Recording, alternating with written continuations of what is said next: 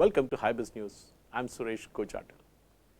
UK Chancellor Rishi Sunak on Thursday extended the furlough or the taxpayer-funded wage support scheme until end of March next year, as England entered its second coronavirus lockdown to last at least until December the 2nd.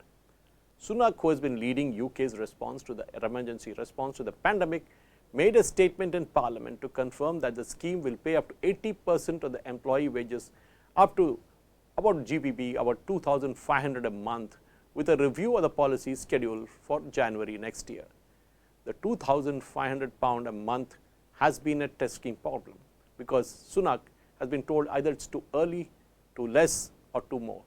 We've got to see how that works. The revised version of the furlough or the forced leave scheme, which is designed for employees to hold on to their jobs through the lockdown, will mean that anyone made redundant after September the 23rd can be rehired and put back on the furlough. I have always said that I would do whatever it takes to protect jobs and livelihoods across the United Kingdom, and that has meant adapting our support as the path of the virus has changed, he said. It's clear the economic effects are much longer lasting for businesses than the duration of any restrictions, which is why we have decided to go for further with our support in extending the furlough and increasing our support for the self-employed, and will protect millions of jobs and give people, businesses, the certainty they need over what will be a difficult winter, Sunak said. Opposition Labour's shadow chancellor, Annalise Dodds, accused Sunak of ignoring the objections of the government's measure until the last possible moment and reminded him of his reluctance to extend the furlough scheme. But Sunak defended his policy stance, saying it is not a weakness to be fast-moving in a crisis, but rather a strength.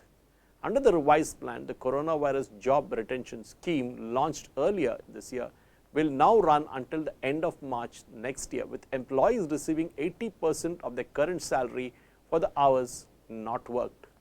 The self-employment income support scheme will also be revised with a third grant covering November to January 2021, calculated at 80% of the average trading profits up to a maximum of £7,500. Sunak also announced an increase in the upfront guarantee of funding for the devolved administrations from the £14 billion to about something like £16 billion to support workers and businesses in Scotland, Wales and Northern Ireland. The furlough scheme was initially extended until 2nd of December, but United Kingdom Treasury Department said it is now going further so that the support can be put in place for long enough to help businesses recover and get back on their feet. Evidence from the first lockdown showed that the economic effects are much longer lasting for business than the duration of the restrictions, the Treasury said. Under the extended furlough scheme, employers will be only asked to cover national insurance and employer pension contributions for hours not worked by an employee. It is intended to keep people in jobs, while there may be a disruption to the business due to the coronavirus lockdown. The CJRS extension will be reviewed in January to examine whether the economic circumstances are improving enough for employers to be asked to increase their contributions, the Treasury Department said.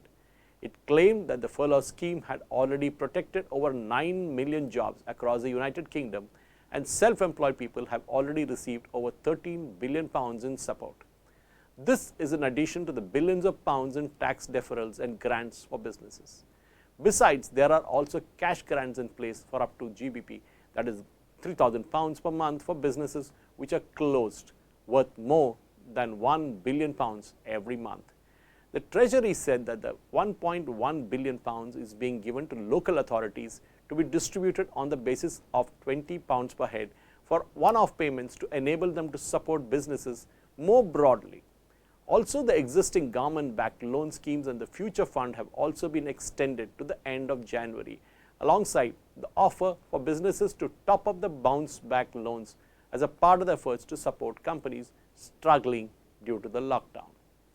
Thank you for watching.